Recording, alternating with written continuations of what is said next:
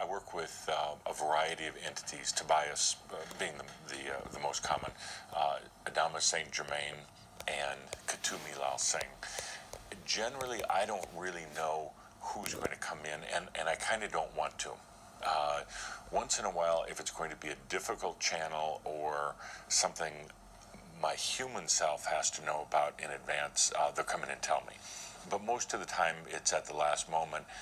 I go through a sequence before I actually go into the channel state, and I don't really want to call it a trance. It's more of an openness.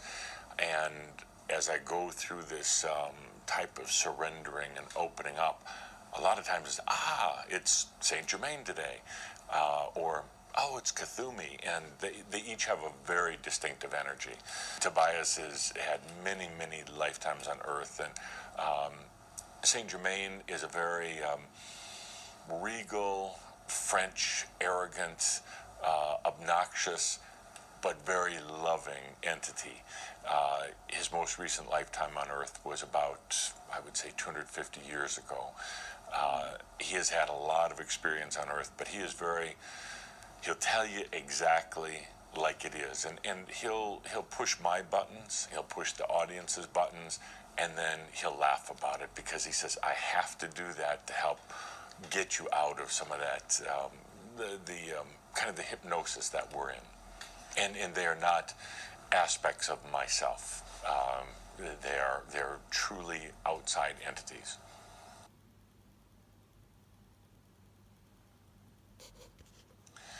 Well, when I go into the channeled state, it's hard to describe. It's a surrender. It's an opening up. It's taking down all the walls and the barriers that we normally keep up. Even people who don't realize how spiritual they are tend to put up barriers to keep outside energies out, whether it's other humans or other entities. So it's like having a big wall around you all the time. In this channeled state, it's taking that wall down and going into a place of complete trust and openness, but also choice. My choice that I will be there for Tobias, Saint Germaine, or Cthulhu, and I don't particularly want a bunch of outside energies. As I go into the channeled state, there's what I call the golden moment. It just flows over when I make that connection with one of the entities. I get a chill from the top of my head all the way down to my toes, and it just reoccurs over and over again. So I know at that point I've made the connection with them. During the actual channel, it all depends on the channel itself. There are times when I feel like I'm watching a movie. I'm sitting in the seats in the background and I'm just listening, and I'm also seeing a big picture as they're talking. There's other times when the material is very difficult or challenging or beyond my human comprehension, where I have to really focus, and it can be like plowing through mud, and every word is challenging and difficult, but other times where it's just on autopilot.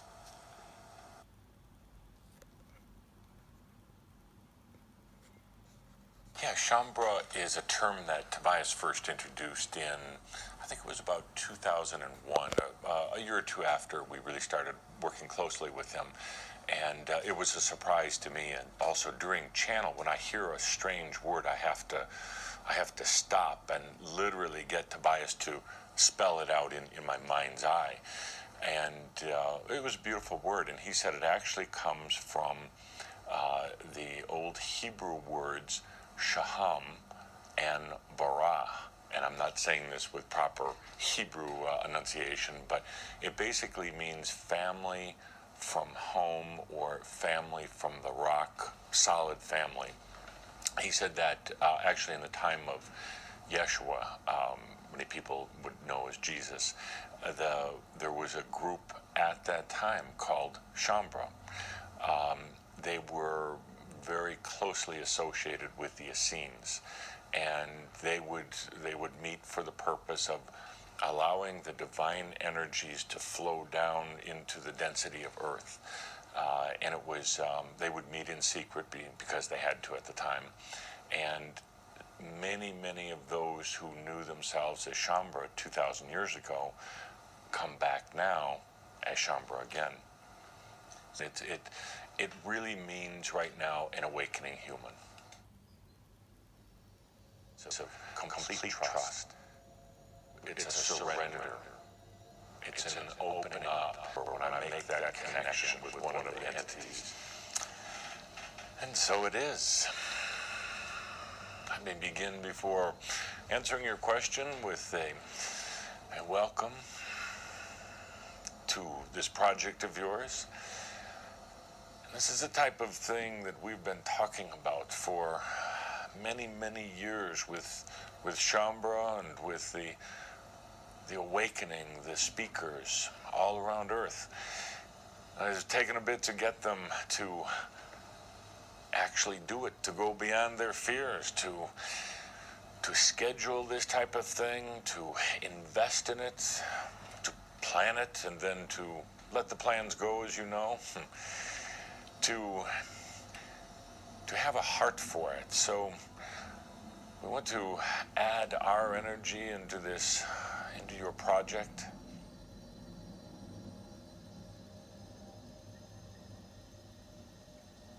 Mass consciousness.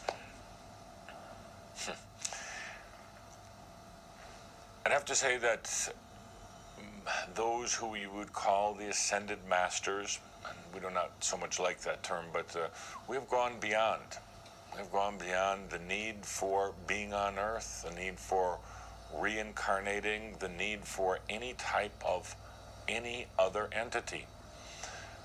You might call this ascension status. We call it going into your third circle where you are truly a sovereign being. And in this place, we disassociate with mass consciousness. You have to in order to be sovereign. You can understand the dynamics of mass consciousness, but you are no longer a part of it. You are absolutely sovereign. We encourage every human on Earth right now to disconnect with mass consciousness. That doesn't mean that you're going to go off alone on your own. It means you're going to discover yourself on your own without all the overlays and what Saint Germaine would call the hypnosis and also the lies of mass consciousness.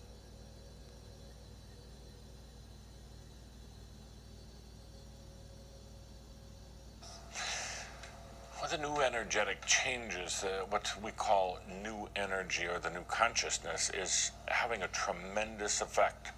It is literally changing the way everything is being done. Let me start at from a high-level perspective.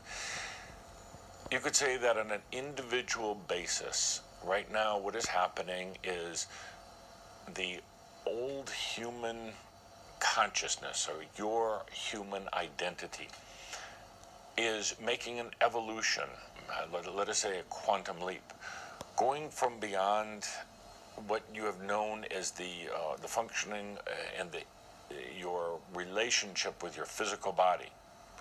The DNA is being reworked, and beyond that, there is what we would call a spiritual DNA that is being reworked. There's another very important thing that's happening right now, is the mind has been used for processing, judgment, storage of data, and it has been considered perhaps the most important attribute of a human.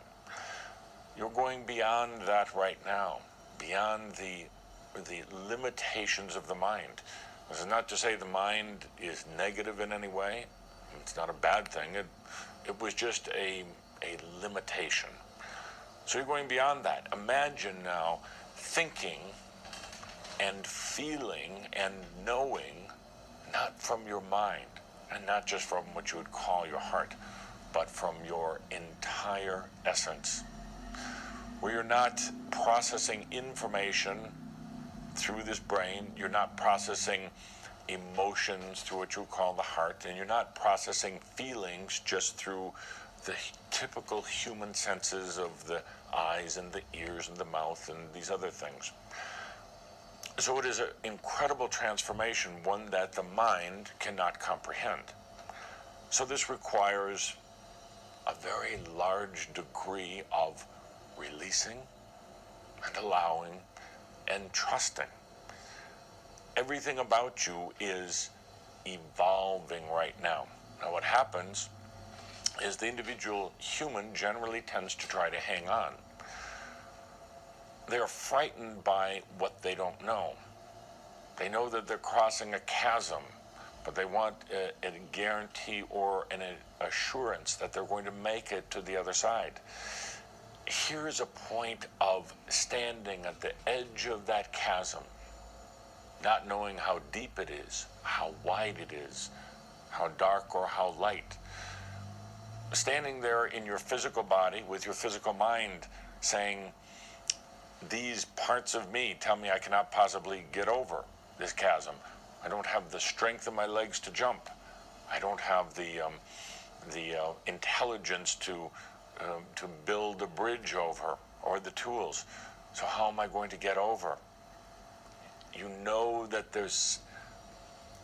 it is part of your chosen destiny to cross this chasm into what we would call the high consciousness human. So how do you get there?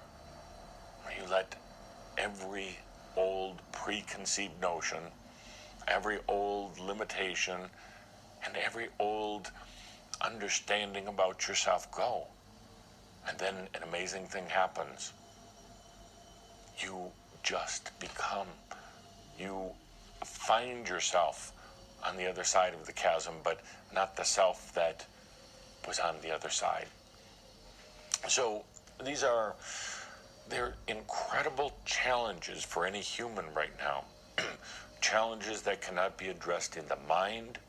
Challenges that you're not even going to be able to find the ultimate answer in books or even in videos like this. Comes back to yourself, your choices, and your trust. The magic is already within you. It is about you allowing yourself, your divine, every part of you, to come and play in your life right now.